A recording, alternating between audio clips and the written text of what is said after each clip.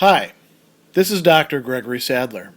I'm a professor of philosophy and the president and founder of an educational consulting company called Reason.io, where we put philosophy into practice.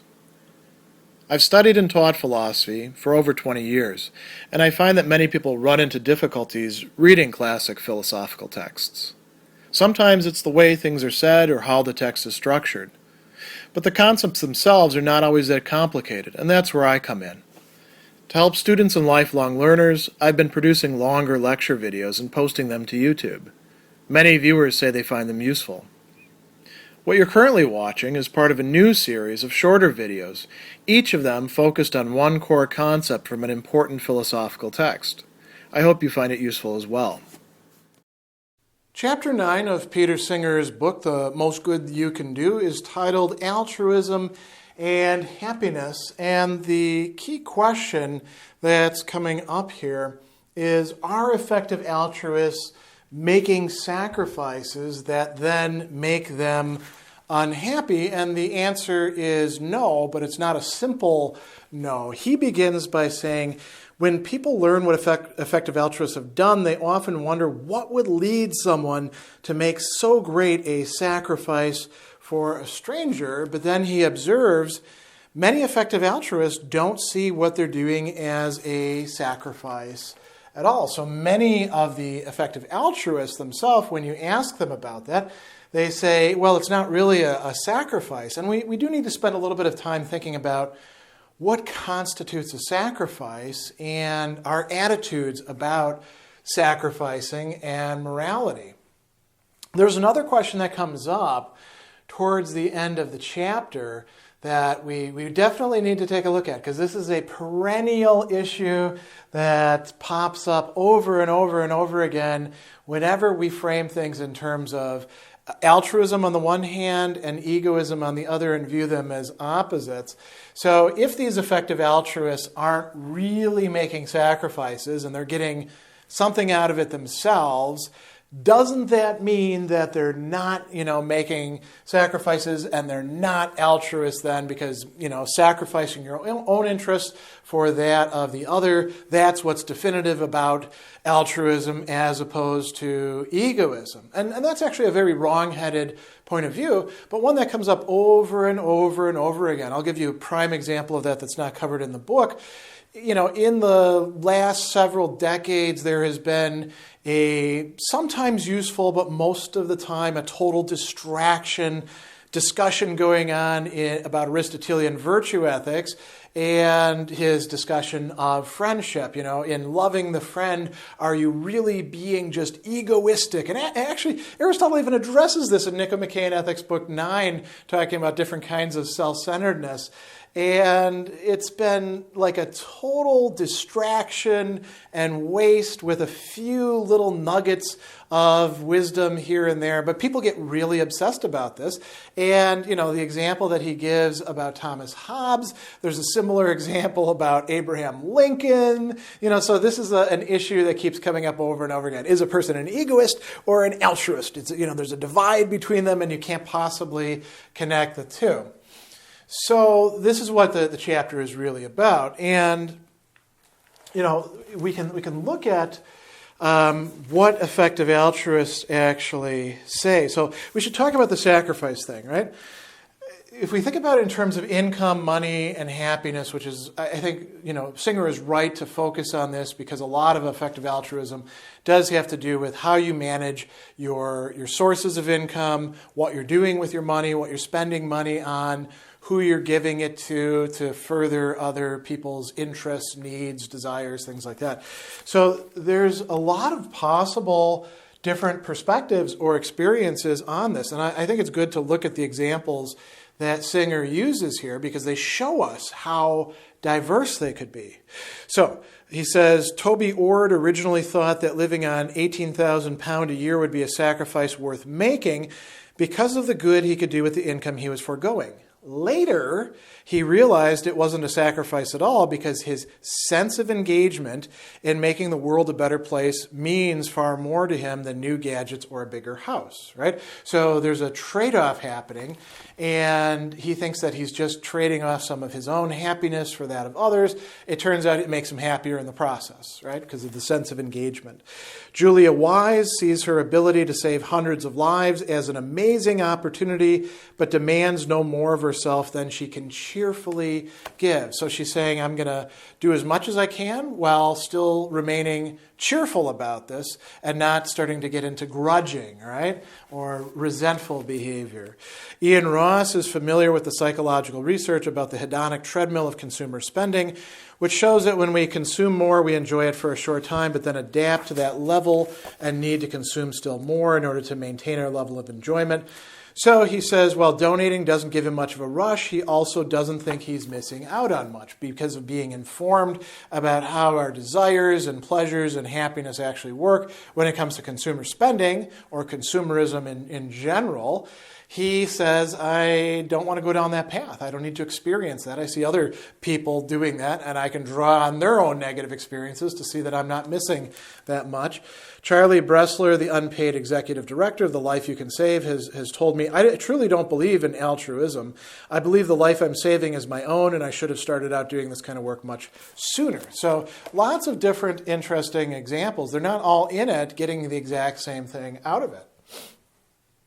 What is being sacrificed? That's the key thing there in either having less money, making less money, right? And therefore having less money to spend or to save. Some people might want to put money aside because, they don't have an adequate social security net in their country, like our country doesn't. And we have to, put things aside for retirement or face the prospect of working well into our 70s or 80s. And so, people rightly do want to have some money, some resources, right? What's being sacrificed in having less of that? Now, think about the word sacrifice. What does that imply? When you make a sacrifice, you're losing something that otherwise you could make use of, you could enjoy, you could have.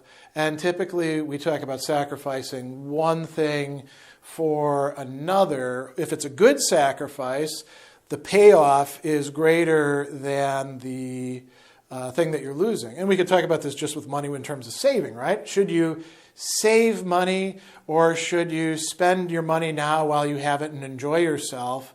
Well, you're sacrificing present enjoyment and present spending for future greater spending if you're saving your money, aren't you? Unless, of course, inflation destroys it or something else comes along. But we can talk about all sorts of other registers. It doesn't simply have to be money versus money. It can be money versus having enough time to spend time with those you love. It can be money versus knowing that you're making a difference in people's lives overseas. It could be money versus animal welfare. It could be all sorts of things. So what is actually being sacrificed? Does having money make us happy? So he says to determine whether effective altruists are making a sacrifice, we need to look at the chief determinants of happiness, or at least those that might be affected by the kinds of choices effective altruists make. And he says studies of the relationship between income and happiness or well-being indicate that for people at low levels of income, an increase in income does lead to greater happiness. Money can buy happiness if you're dirt poor, right? If you are, it can also do it also if you're in the red, if you're deep in debt, like student loan debt is a prime example. It's holding many people back from living the kind of lives that they probably should be able to enjoy, but unfortunately they got saddled with lots and lots of debt, oftentimes without knowing fully what they were getting into. There's people who are like, they should have known everything before they headed into it, and that's really kind of an uncharitable way to look at student loan debt. For people at low levels of income, an increase in income does lead to greater happiness. But once income is sufficient to provide for one's needs and a degree of financial security, further increases tend to taper off. They may produce an additional amount of happiness, but not that much. And, can't say this from experience, but between your first million and your 40th million, the difference is really not that great. It's not as much as people would expect, unless you're like super into the numbers and comparing things with others. But oftentimes that takes you down all sorts of rabbit holes of envy and greed and unhappiness and conflict. So, there's other ways to boost one's happiness. There's some interesting results here that we don't need to really go through, but the idea that living on low income is going to make your life a misery turns out to be largely unfounded. And he says, perhaps we imagine money is important to our well-being because we need money to buy consumer goods, right? So maybe that would actually make us happier. Buying things, as he says, has become an obsession that beckons us away from what really advances our well-being. And he's got this great example of how many people have garages that they can't put their cars in because the garages are full of the crap that they have been buying and stocking up in their garages, sometimes never using, sometimes just pet projects that they're into, or decorations that'll go up once a year, things like that. If you can't, this is actually probably a good measure. If you can't put your car into the building that was designed to house your car, there's something going on there, right? Something that's off about your situation. And he says, despite the fact that the growth in size of the typical American home means that Americans today have 3 times the amount of space per person they had in 1950, they still pay a total of $22 billion a year to rent extra storage space. Is this making them happy? The answer is no. As a matter of fact, it may actually correlate to reduced happiness. So buying consumer goods is not the way to make people happy. But interestingly, as they point out, using our money, using our resources to make other people less miserable, to alleviate suffering, or to make them happier, does tend to make us happy as human beings. And he talks about an interesting experiment here, and surveying and stuff like that. So the point of this is there's a positive correlation between having donated to charity and being at a higher level of happiness. And he says this shows correlation, not causation. It seems that the causation can run both ways because people who are happy are more likely to give to help others. And, this leads to a positive feedback loop. So one way to actually have a happier life is to have some sort of role in other people's happiness, right? So that's an interesting set of issues when it comes to money. We could also apply some of this perhaps to time. Singer also talks about organ donation. And this is a good one because, okay, you give your money away, that's outside of yourself, right? I mean, sometimes we feel like our money is us or our possessions are us, but that's a mistake. But if I give away a kidney or, some of my blood or, some bone marrow or liver tissue or something like that, I'm literally giving a piece of myself to somebody else. And, consider cases where people do this without it going to a family member. They're like, listen, this is just a good thing to do. There's not enough of these organs around. I'm a viable donor. I'm going to give a kidney. I can live with one kidney. Somebody else could use that kidney. Wouldn't that be a wonderful gift? And so he says, this is actually a huge investment. Having surgery, taking time off to recover, accepting a degree of risk to one's long-term health and longevity, all for a complete stranger. Isn't that a sacrifice? And then he says, the evidence shows that it's not. In a study, 7 people who gave non-directed organ donations, 6 kidney donors and 1 a liver segment, were interviewed 3 months after their donation. Now, this is a small study, right? But we can draw something from it. 3 of them had met the recipients and found this a satisfying experience. The other 4 remained anonymous, but were pleased with what they did. None experienced psychological problems, and they had an overall enhanced self-esteem and greater degree of happiness afterwards. And then this is where he talks about, think about self-esteem. So he says self-esteem is an important component of happiness. I think that's completely right. You can have as much money as you want. You can have as much power as you want. You can be a celebrity, these external goods as we call them in philosophy. You can also have a beautiful body. You can be in peak health. And if you don't have self-esteem, all of that can just be ways in which you feel like your life sucks, right? If you don't have good relationships with other people, even if you do have good relationships with other people who like you and you don't have self-esteem, that can be problematic. So he talks about Richard Kirschen, this Canadian philosopher, who's developed a concept of reasonable self-esteem. Now that's an important point there, reasonable. There's some people who have a high degree of self-esteem and probably shouldn't. They are vain, egotistical, jerkish people who think that they're way more important than others. That's not reasonable self-esteem. Reasonable self-esteem is based on a accurate self-assessment. And he says that this fits particularly well with the mindset of effective altruists. He begins with the concept of a reasonable person, a person whose defining commitment is to have reasonable beliefs about the world, what is in his or her interests, about what they ought to do. And so that is, quite important. And now here's where it gets back to this issue of altruism. It says, at the core of the reasonable person's ethical life, according to Kirschen, is a recognition that others are like us, and therefore, in some sense, their lives and their well-being matter as much as our own. So the reasonable person cannot have self-esteem while ignoring the interests of others whose well-being she recognizes as being equally significant. The most solid basis for self-esteem is to live an ethical life, a life in which one contributes to the greatest possible extent to making the world a better place. So, in a way, this can foster your self-esteem, but it's also something that flows out of genuine self-esteem as well. So self-esteem is connected with doing good for others, and that leads to happiness not just for those others, but also for the effective altruist. So recognition of others as valuable is quite important.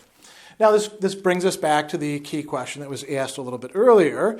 He says, if effective altruists are not making a sacrifice, do they deserve to be considered altruists at all? And here's where we have to be really, really careful. What does it mean to be altruistic? How should we characterize it? If we characterize it solely in opposition to egoism, and then, whether we value egoism or value altruism, we're going to get things wrong. Because then we say the only time that you're really being altruistic is when you sacrifice your own personal interests, your happiness, your needs, your desires for that of the other. Singer says that's a mistake. What it takes to be an altruist is to be concerned with the other.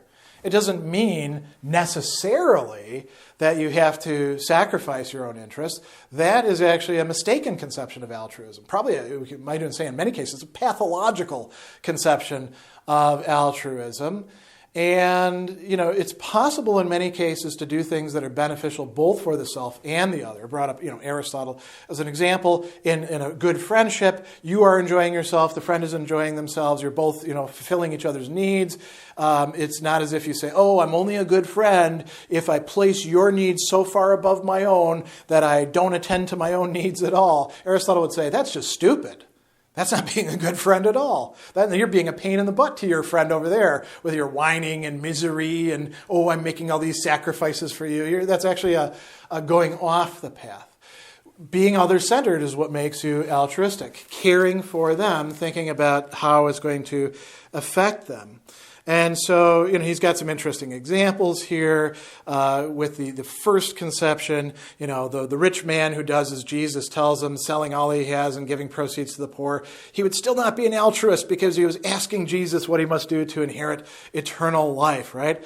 And so Singer says, listen, we don't have to make self-sacrifice a necessary element of altruism. We regard people as altruists because of the kind of interests they have, rather than because they're sacrificing their interests. And he gives this example of Hobbes, who very famously preached an egoistic philosophy, and albeit with some qualifications, gave to a beggar, and people are like, you say you're an egoist, and yet you're giving to a beggar. Curious, to use the meme that's now become almost a cliche. And Hobbes says, no, I like giving to this beggar. It makes me happy to do so. So, while it is, in fact, making the beggar happy, it's also making me happy. There's a similar story about whether it happened or not, about Abraham Lincoln saving some, pigs from dying, while I didn't want to hear the squeals of the dying pigs and the sad mom or stuff like that. Is this really just being an egoist? No. The egoist is somebody who typically doesn't care about other people's interests and desires, except insofar as it affects them, and acts entirely on that basis. The altruist is merely somebody who is willing to take other people's desires, satisfactions, sufferings, their outcomes into consideration as a matter of course, and thinks that that's how we ought to behave as human beings. So effective altruists are not just covert egoists. They could be egoistic to some degree, and that's perfectly fine. That doesn't prevent them from being effective altruists, and that certainly doesn't get in the way of them being happy through living a life of effective altruism.